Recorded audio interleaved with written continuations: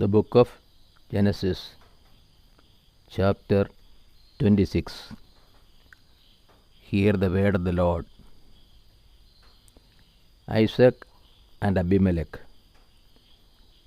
Now there was a famine in the land, besides the former famine that was in the days of Abraham. And Isaac went to Gerar, to Abimelech, king of the Philistines. And the Lord appeared to him and said, Do not go down to Egypt. Dwell in the land of which I shall tell you. Sojourn in this land, and I will be with you, and will bless you, for to you and to your descendants I will give all these lands, and I will fulfill the oath which I swore to Abraham your father. I will multiply your descendants as the stars of heaven, and will give to your descendants all these lands, and by your descendants all the nations of the earth shall bless themselves, because Abraham obeyed my voice and kept my charge, my commandments, my statutes, and my laws. So Isaac dwelt in Gerar. When the men of the place asked him about his wife, he said, She is my sister. For he feared to say, My wife, thinking, lest the men of the place should kill me for the sake of Rebekah, because she was fair to look upon. When he had been there a long time, Abimelech, king of the Philistines, looked out of a window and saw Isaac fondling Rebekah his wife. So Abimelech called Isaac and said, Behold, she is your wife. How then could you say, She is my sister? Isaac said to him, Because I thought, lest I die because of her. Abimelech said, What is this you have done to us? One of the people might easily have lain with your wife, and you would have brought guilt upon us. So Abimelech warned all the people, saying, Whoever touches this man or his wife shall be put to death.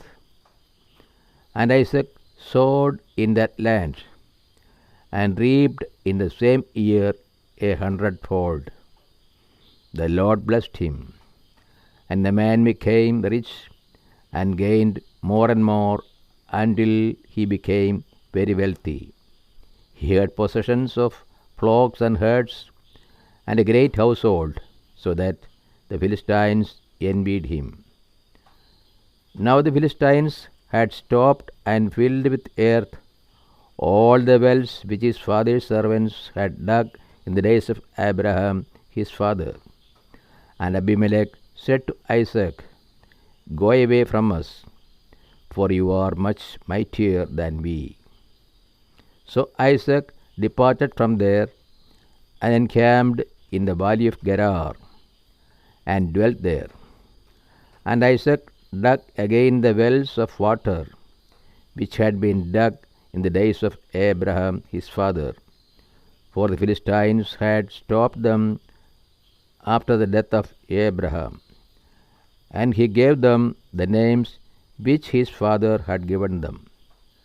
But when Isaac's servants dug in the valley and found there a well of springing water, the headsman of Gerar quarrelled with Isaac's headsman, saying, The water is ours. So he called the name of the well Isaac, because they contended with him. Then they dug another well, and they quarrelled over that also. So he called its name Sitnah. And he moved from there and dug another well, and over that they did not quarrel. So he called its name Rehoboth, saying, For now the Lord has made room for us, and we shall be fruitful in the land. From there he went up to Beersheba. The Lord appeared to him the same night and said, I am the God of Abraham, your father. Fear not, for I am with you, and will bless you, and multiply your descendants for my servant Abraham's sake. So he built an altar there and called upon the name of the Lord, and pitched his tent there. And there Isaac's servants dug a well. Then Abimelech went to him from Gerar, and Ahuzzath his adviser, and he called the commander of his army.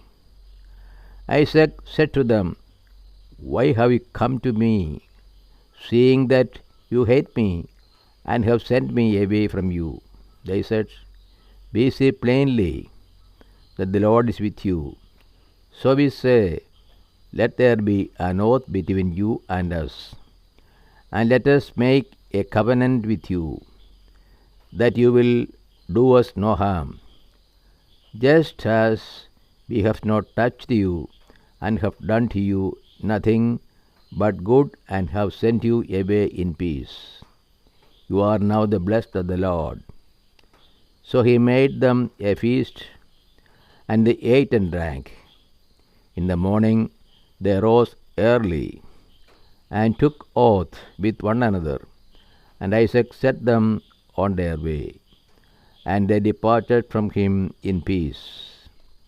That same day Isaac's servants came and told him about the well which they had dug, and said to him, We have found water. He called it Sheba. Therefore the name of the city is Beersheba to this day. Esau's Hittite wives. When Esau was 40 years old, he took to wife Judith, the daughter of Beri the Hittite, and Basemath, the daughter of Elon the Hittite, and they made life bitter for Isaac and Rebekah. This is the word of God to us. O Lord, open our hearts, that we put into practice that which you have revealed to us.